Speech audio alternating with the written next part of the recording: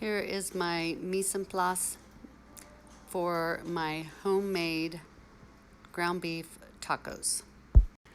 Okay, so what makes this recipe so good are the seasonings that make up the taco flavoring for your beef or your chicken. So I am going to first start by, in a large skillet, I'm going to brown my ground beef or ground chicken over medium-high heat.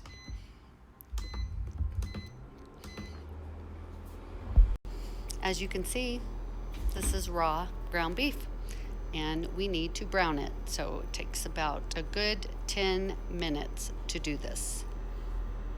While that's starting to brown, I'm going to show you some of the ingredients. So we have the spices, the chili powder, the red pepper flakes, the oregano, the cumin, the cornstarch as a thickener, salt, minced onions, dried minced onions, that's what it calls for, and minced garlic. We are cheating on the garlic, okay? And then you put all those in a small bowl, and then you will stir to combine using a fork. A little trick with red pepper flakes that maybe you don't know about is you measure it, you put them in the palm of your hand, and then you crush them up with your fingers. That releases the flavor, okay? And then you can add them to your other spices. So here are all my spices, and then you just take a little fork and you stir those around. Kind of mix them up a little bit. Now we can't leave the ground beef in the big lump, so we're going to take a wooden spoon and we're going to break it up. So I'm using the induction burner. If you make these in class, that's what you will be cooking on, and it's at 1100 right now, which sounds extremely high, right? But the highest the induction burner goes is 1300, so I'm actually going to put it up to the very highest because we are short for time in class.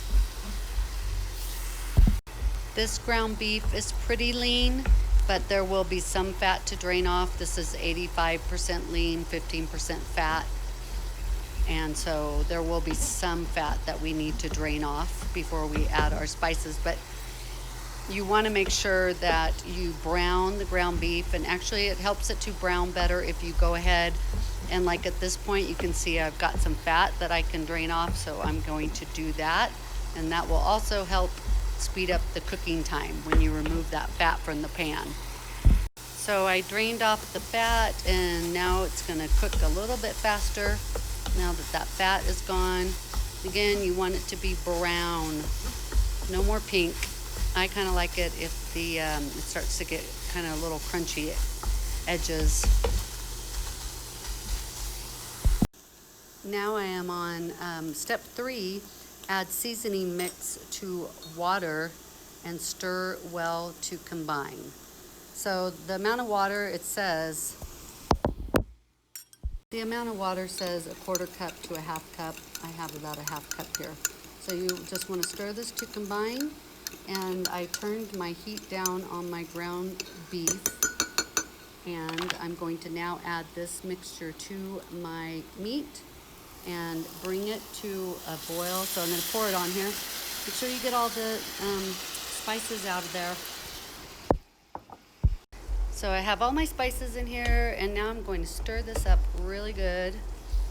And you know, I personally like to add a little bit more of everything that this recipe calls for as far as the spices go, because it just makes it taste delicious. So, but you know, with any recipe, the first time you're making it, it is kind of best to follow the directions exactly.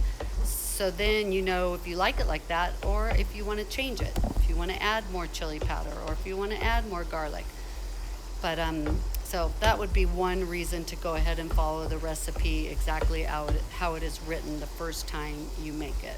So you're supposed to bring this back to a boil over medium heat.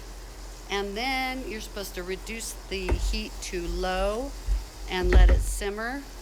So I'm turning this down to 300, and I'm going to let it simmer for 15 to 20 minutes and add more water if needed, but I usually don't do that. Now you will want to stir this occasionally as it is simmering, And the simmer is important because that's what helps release all the flavors into the ground beef. So this is one way to do your taco shells. You might have your own way that you like to do them, but you could put a tablespoon or two of oil. I put 2 tablespoons in here and I feel like it's too much. But so you could probably do 2 tortillas at a time. And you want to let the oil heat up first before you put your tortilla in there. So I put it in and then I let that side kind of get a little bit of oil and start to get a little crispy. Just barely. And then I take my tongs and I kind of just manipulate the tortilla to try to make it into a taco shell. I did pretty good on this first one, but my technique is not pretty, I'm not gonna lie, okay? You guys are probably laughing at me right now. Anyway, I've been making tacos for years, guys. It might not be a pretty process, but I have been doing it. You just have to be super careful to not turn the oil up too high. You don't want it to smoke. If it starts to smoke, your oil is too hot. And now that my tortilla is kind of getting a little bit crispy, I'm gonna stand it up like this so I can kind of, get that flat part at the bottom of the taco shell. And then I'm gonna flip it back over and kind of just open it up to make sure that it doesn't cook all together, to where you can't even open it up to put your taco meat inside. But ooh, look at that one. That one looks good. And see, you can still open it, okay? Then you make sure that you put this on a paper towel to kind of drain off the excess oil. And at this point, if this is going well, which I would say it is, guys, you could put another tortilla in there. And in order for us to get this recipe done in time in class, somebody needs to be doing this while the other person is preparing the meat. So now my oil is getting a little hot. I have it on 900, so I'm gonna turn it down to 700. Okay, these burners, one thing that is nice about them is they do adjust quickly. So anyway, if you have another way that you like to do your tortillas, then you can just go for it, okay?